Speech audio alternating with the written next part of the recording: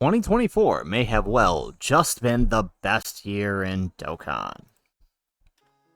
How's it, everybody? Celtic Link here. We're back for another Dokkan battle video. It is the first day of 2025, and we would like to kick off the new year with a year in review of 2024, taking a look back at all of the releases for 2024 and giving our personal thoughts and opinions on each one, and offer you the chance to share your thoughts to open up in a future community discussion video as we approach the 10th anniversary. That's right, it is 2025 and the 10th anniversary is just 10 days away. So let's see how good things were this past year and what we might be able to expect for 2024.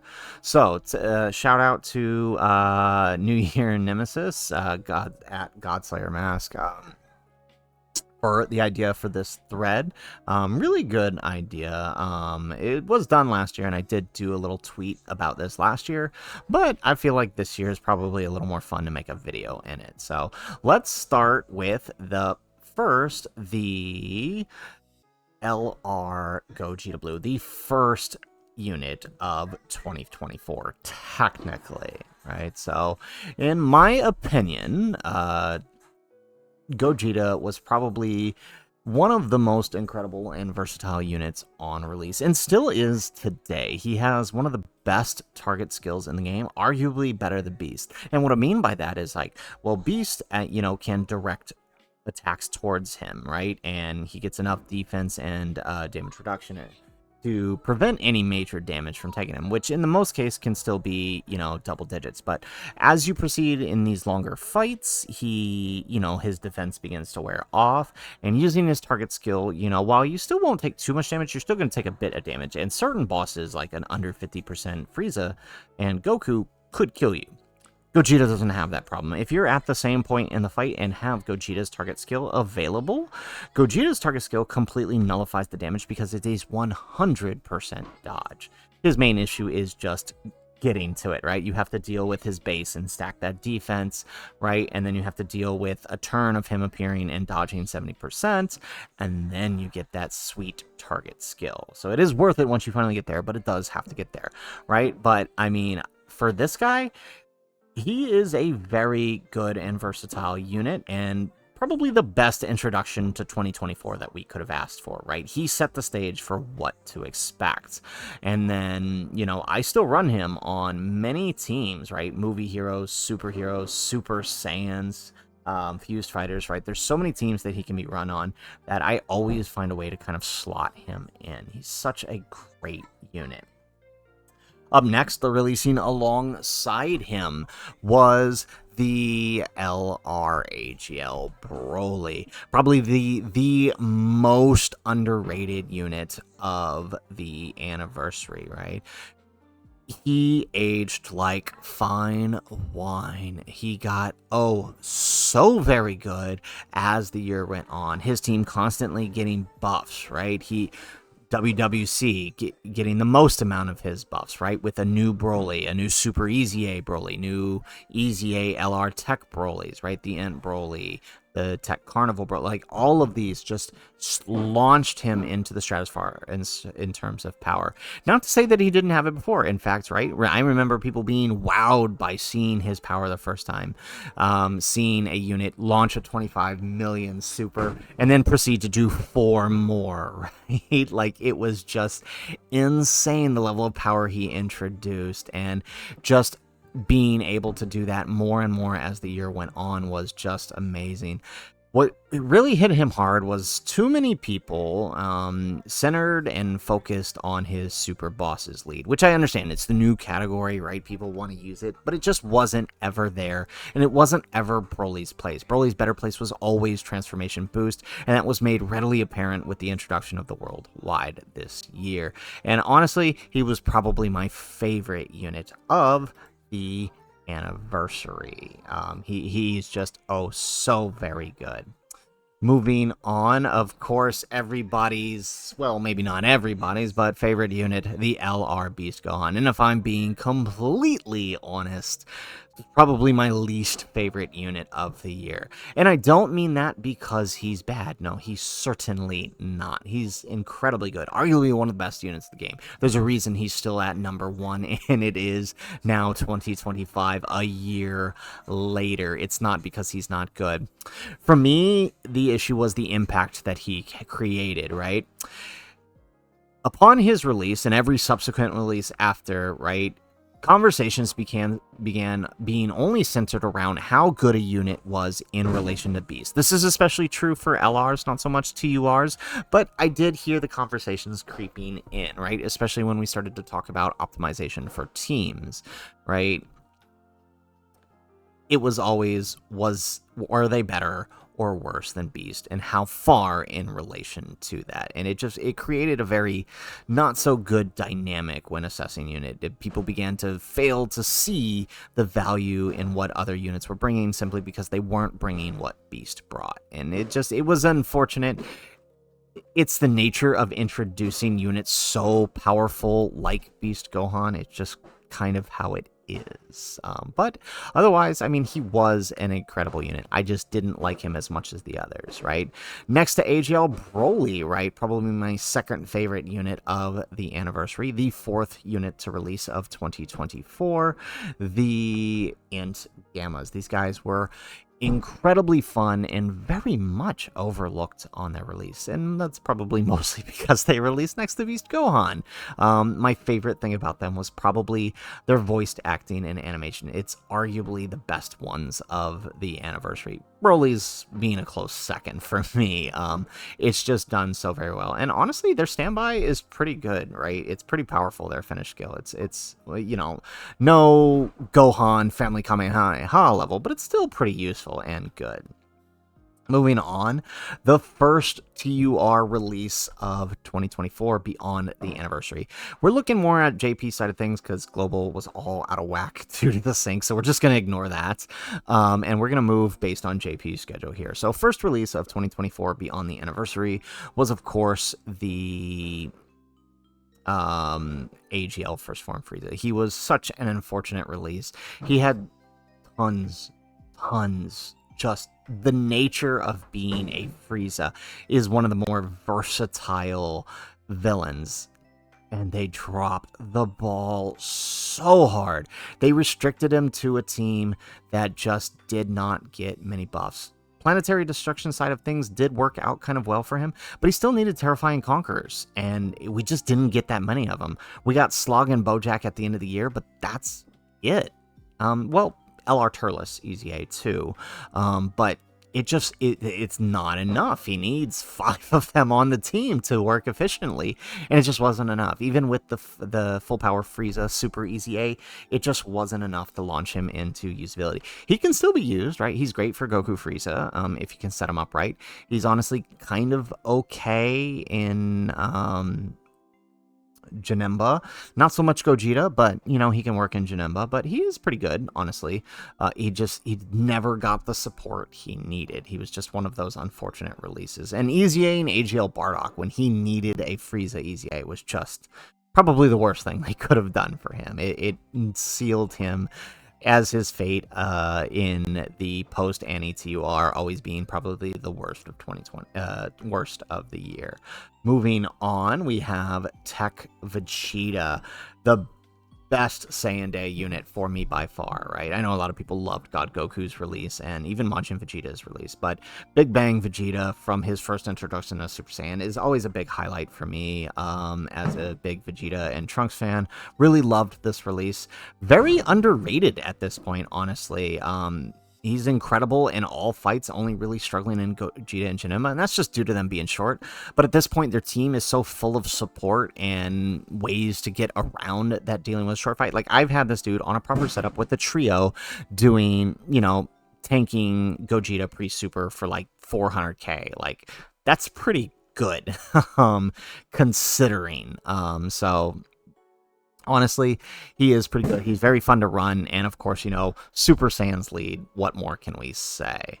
Moving on, the next release after that, I'm going to be honest, Topo, I did not show this guy enough respect. Maybe it's just like I don't like Universe 11 characters, but he's actually incredibly good, right? And we learned that firsthand by taking him on against Gogeta with his team without Jiren, mind you, on Global, right? This dude took double digits from Gogeta turn 1.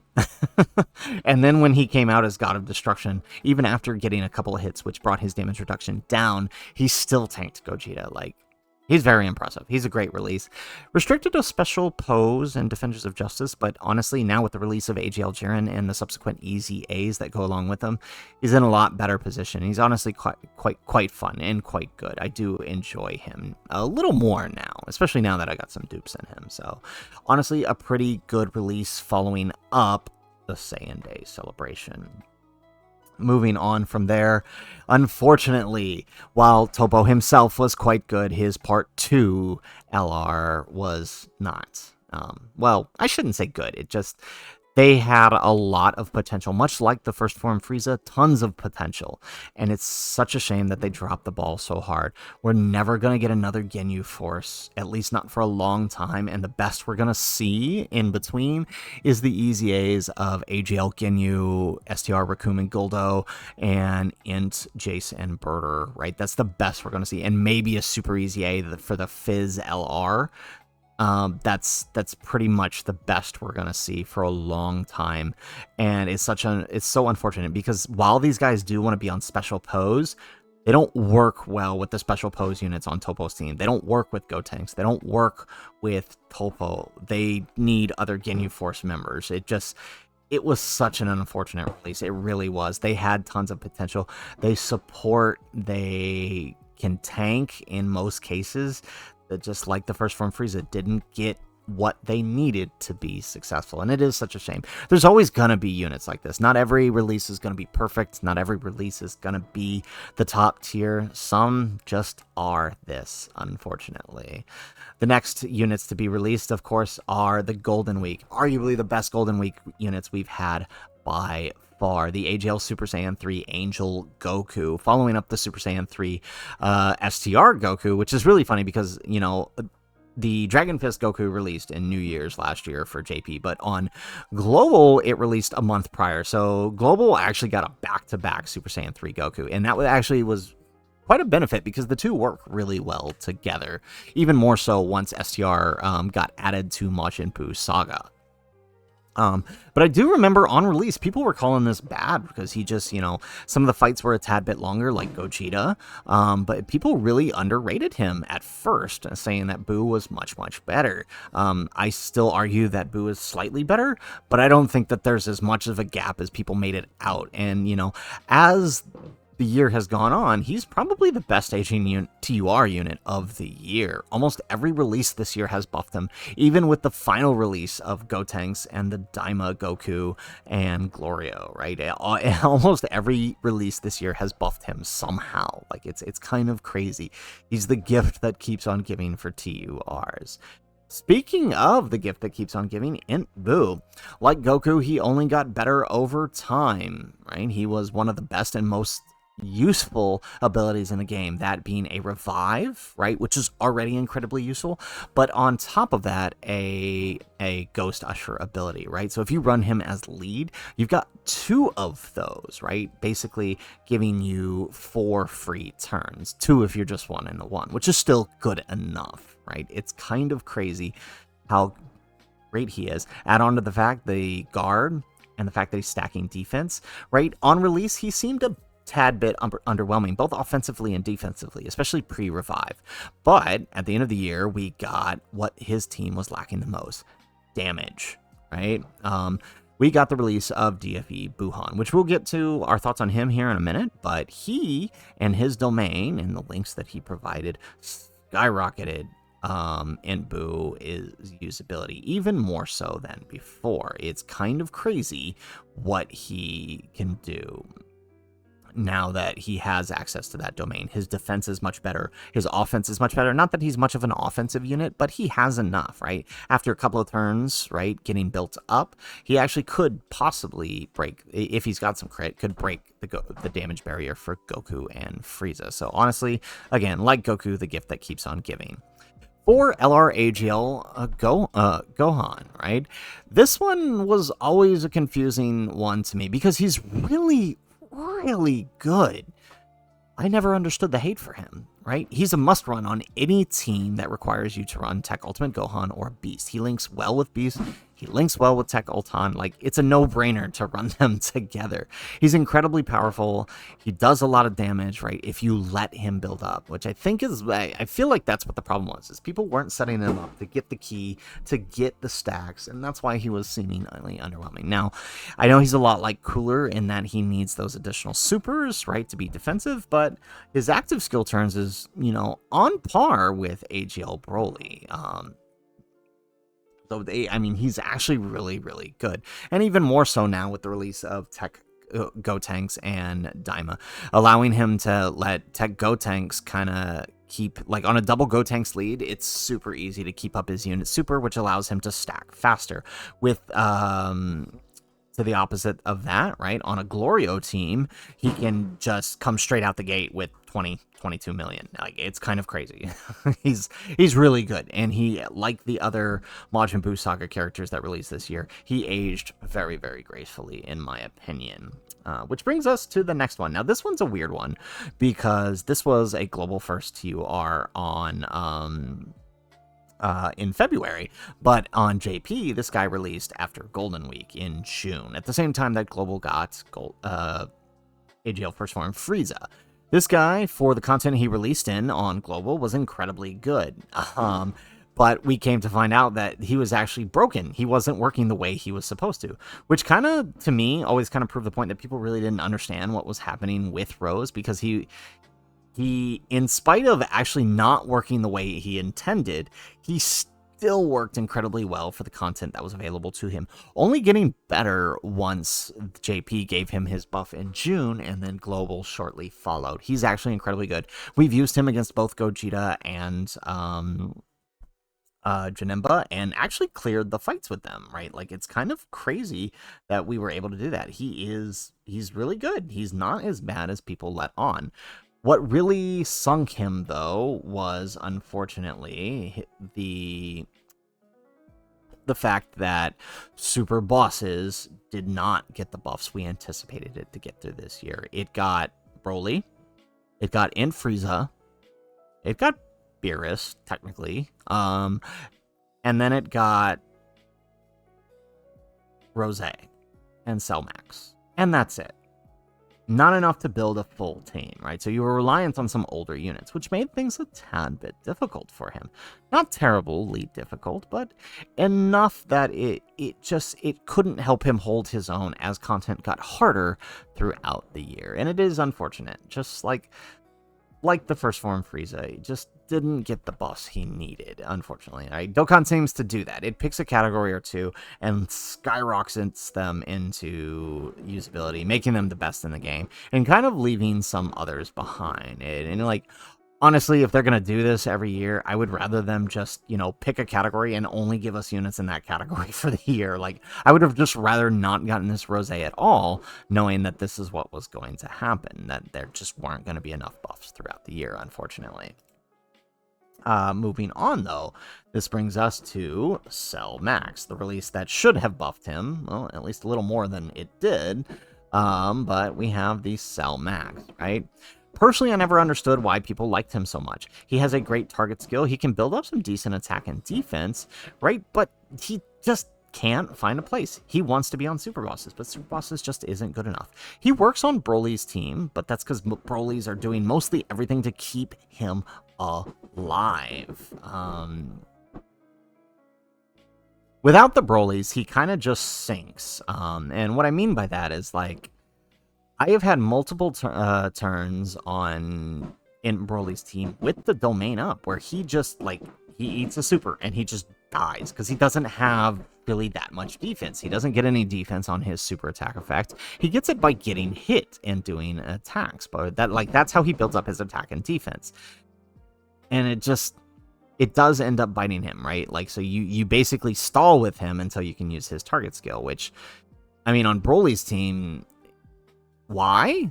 There are better ways to run Broly's team, in my opinion. it works. It's a nice skill, but in my opinion, he's been the cause of death a lot for me on Broly's team, unfortunately. And I never understood why people enjoyed this release so much, personally. Moving on, Tech UI. His transformed state, this was well, let's back up a second. This was the Tana Bata units released in July for JP, and then a week after the anniversary ended on Global. It was a really terrible timing for Global players, but I mean, it's kind of a nice way to end the anniversary in all things considered. It would have been better if they actually gave us the celebration to get stones for him, but that's neither here nor there, right? Tech UI, I mean, I like his transform state, and his domain does wonders to power up units. I have so much fun buffing units with his domain to kind of do some silliness, right? He has an amazing ability with the dodge counters, dealing out incredible damage. The thing is, he's held back by his base form, right? His base form is a fish, to say the least, right? And he's dodge or die, right? You would think the guard helped him, but it really doesn't, right? If he eats a super, he's probably dying if he doesn't dodge. Like, it's just that simple. Even in the content he released with, right? He was introduced during Blue Evolution Vegeta, which was made to use his skill to break Vegeta's dodge canceling. The problem is his transformation condition holds him back. His transformation condition is 5th turn from his first appearance, which means if he starts turn 2, you're not getting it till turn 6. If he starts slot 7, turn 3, you're not getting it till turn 7, which means you're probably not using it in the Blue Evolution fight, which is the fight he was designed for, because the fights, I mean, you're probably blowing through the first 2 phases before that, or the first phase before that. It's truly unfortunate the way that was handled, but I mean, Transform State, probably one of the better LRs in the game, to be completely honest. Moving on, next to him, the AGL Jiren, unfortunate release for Global, only just releasing this past month into the new year, right? And is currently available on the Carnival banner. Jiren is Jiren. He's got a great standby support, 70% attack, which is incredible, right? He has, that's pretty much the only draw to him, right? Once out of standby into full power, he's pretty good. He can dish out 1 large attack, but that's it. He's not doing additionals. He's no longer supporting. He just kind of is. He's not good and he's not bad. Well, okay, he is good and he's not bad. I mean, he just is, if that makes sense. I don't have maybe it's because we haven't had enough time with him on Global, but he doesn't impress me all that much compared to other ones. Like, I'm not turned off by him. He doesn't impress me. Moving on, the next release that I thought was a great release, and is often overlooked, but is the STR Roshi, right? He's an incredible support, decent defense when he released, and came with a really good banner unit. That Bulma is actually crazy, the AGL Bunny Bulma. Unfortunately, his novelty wore off, right? Because he released just before Worldwide and just after Worldwide on Global, and the novelty of his type of support wore off quickly because it was very easily replicable with the Super Saiyan Trio, and a lot safer to do so, and a lot more versatile, right? Roshi was basically only helping out Gokus through Turtle School, whereas the trio and other newer supports like Daima Goku and Glorio are helping out a lot more other types of units. But he's still very good for what he can be used for, right? Don't let that fool you. And I do enjoy his release.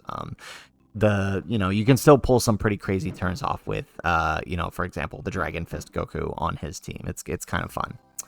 Moving on, the first of the worldwide units. Honestly, the trio is probably the most underrated LR this year, right? I know I said that about Broly and, the Gammas, but this one definitely takes the cake, right? And I'm seeing it more now than we did during Worldwide, and I cannot understand it. I do not understand how people manage to get them killed.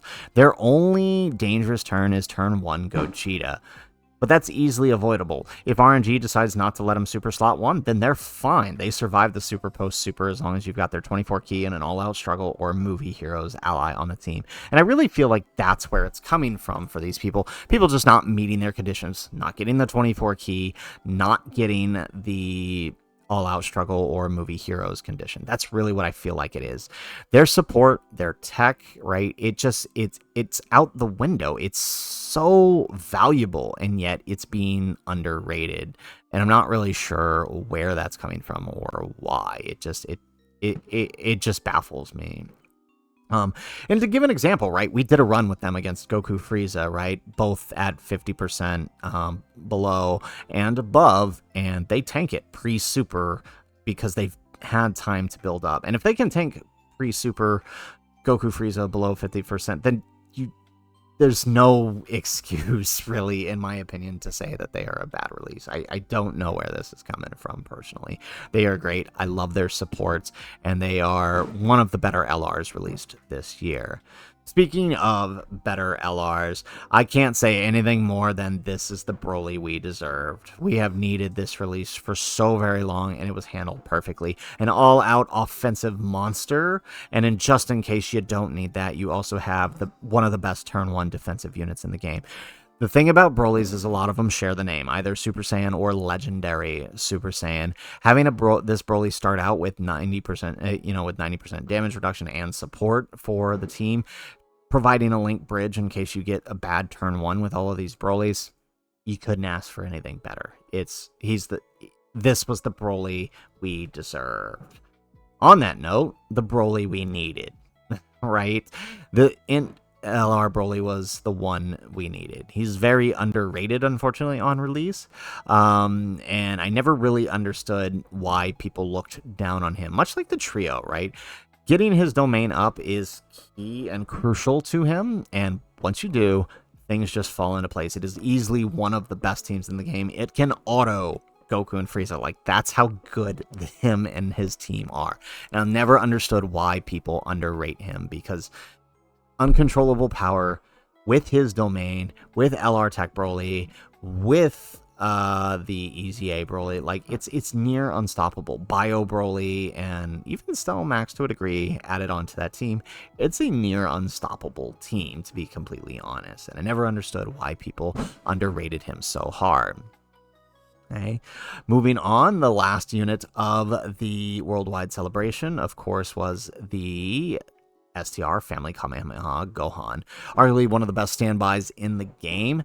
Period. He's incredibly powerful in base 2. A lot of people overlook him because they try. I feel like they're just trying to put him slot 1, and that's where things are going wrong. He's not a slot 1 unit in base. He needs to get his supers in for that first turn, and once he does, he's fine. He tanks most hits. He's over 2 million defense if he gets his supers in on that first turn, which will tank just about everything. He might struggle with a super or two, right? Especially in the Gogeta fight, but honestly, it's not that bad. Also, having access to 50% to dodge if he happens to fall below 58% HP, very, very helpful in the off chance, which does happen in those fights. So, I mean, never understood the hate for his base.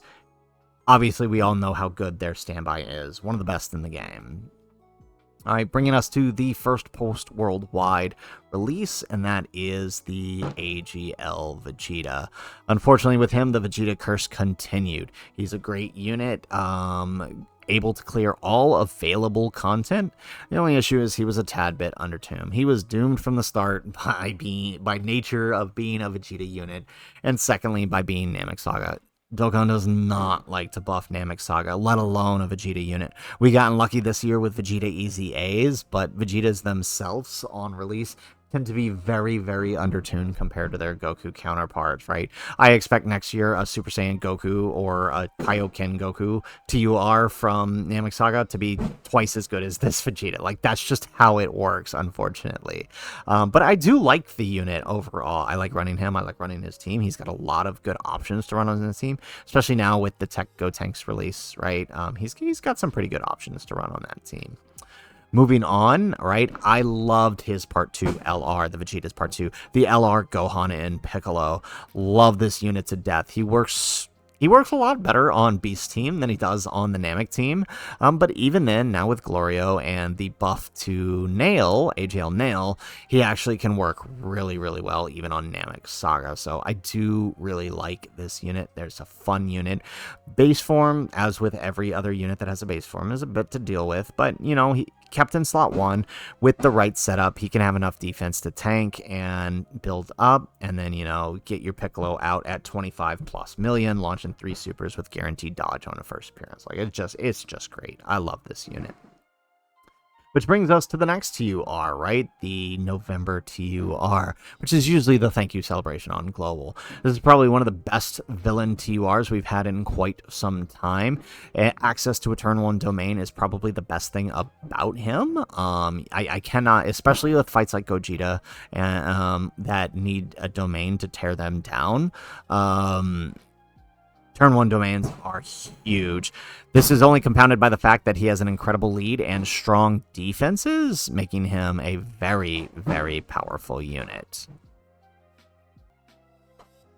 Moving on, the Heroes release of 2024, the last Heroes release we're ever gonna have. The cycle of hating Heroes with this guy continued, unfortunately. Like, people hate on Heroes just for the sake of hating.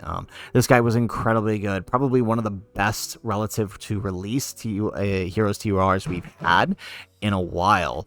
And it's crazy because I've had people comment on videos and on posts I've did of him saying that he can't clear X content, he can't do Gogeta, he can't do Janemba, he can't do Goku Frieza, literally on videos of me clearing said content. Like, I just, at some point it just became straight up denial, I felt like, with this TUR. Like, he's really good, and I never understood why people underrated him like that. And it really got to a point where, beyond that, people were just like, well, then he's just not good enough. Which is crazy, because it's, like, arguably top 5 TUR in the game. Like, it's just unreal, the amount of hate lobbied at him. And I can only feel like it's just because of being a Heroes unit. Because he'd arguably be better than half the TURs available now. Finally, the last TUR of the year, right? The December TUR. This is probably the second best TUR released this year. Power absorption condition aside, he's really well designed. He has Demon. His domain ended up giving Majin Power the offensive buff it needed to make the team almost unkillable, right? With his domain up, no one's dying, and if someone is, it's probably Int Boo, and then you're reviving, right? Like, it's just crazy. Kid Buu is unkillable on this team, right? Like, I've had him take double digits from Goku Frieza with this domain up. Like, it's crazy how powerful and how useful his domain is. Like, I love it so very much. He is a great release, and I imagine he's only going to get better if we ever eventually get that LR Kid Buu. All right, speaking of which, his Part 2 LR. Gotenks finally getting the reps he deserves in Dokkan. A much-needed release for many teams, but just having a Gotenks be this good both offensively and defensively, it was beyond what was needed, right? Watching this dude throw out a 30 million, a 20 million 12 key, and then another 20 million 12 key. Like, he's just so good. And then having the ability to tank just about any super in the game. 50% of the time, of course, but still pretty powerful. And then, of course, a guaranteed SA counter on Ki Blast supers is also really, really good. And, right, that Ki Blast counter, if that occurs post-super, he's actually, like, you know, I've seen it do upwards of 60 million. Like, it's kind of crazy how powerful his counter is. Which brings us to the final 2 releases of the year. Now, we haven't had too much time with them to really fully assess, but, you know, I can say that I love Goku for, Daima Goku for being such a versatile unit. Giving 41% attack to allies on SA is huge, much like UI Goku's buff. Um, and him basically being Super Saiyan Goku makes him one of the most versatile types of units in the game. Super Saiyan Gokus can slot into so many teams and fill out at least 4 links on just about any major team because he has that basic link set that all major Saiyans and Goku's family characters hold. So, I mean, he just a great release. Add on to that the dodge and the over 2 million defense post super. It's a perfect release. They really knocked it out of the park with the Daima units. Great introduction to the series with these units. They knocked it out, right? Ending off, of course, with the Dokkan Fest Glorio. There's not much to say about Glorio other than, like Beasts, what will be necessary to power creep Glorio. It's probably going to make the game incredibly unfun. We're talking about a unit that can get 6 million defense with dodge, supporting 50% for 3 turns. Like, it's just crazy how good, how powerful, how useful he is. My only issue with him is that he has no crit, which means he isn't doing more damage, which means that as bosses get harder, get higher damage reduction, and possibly enter more damage barriers, it may be difficult for him to deal damage without that crit, but of course, if you put crit in his hidden potential, you can kind of evade that. But, I mean, it's still an issue in his kit, but otherwise, everything else that he's doing is, you know, that can be forgiven. He's that good of a unit, right? And, you know, when he actually processes super, we're talking about him getting up to 30 million, right? Progressively, right? He, like the STR Gohan, he builds that extra 50% each time he attacks, right? It's kind of like Rose, but on steroids as well, right? He's really, really good. Like, all in all, this is probably, like, just looking back at everything from this year, right?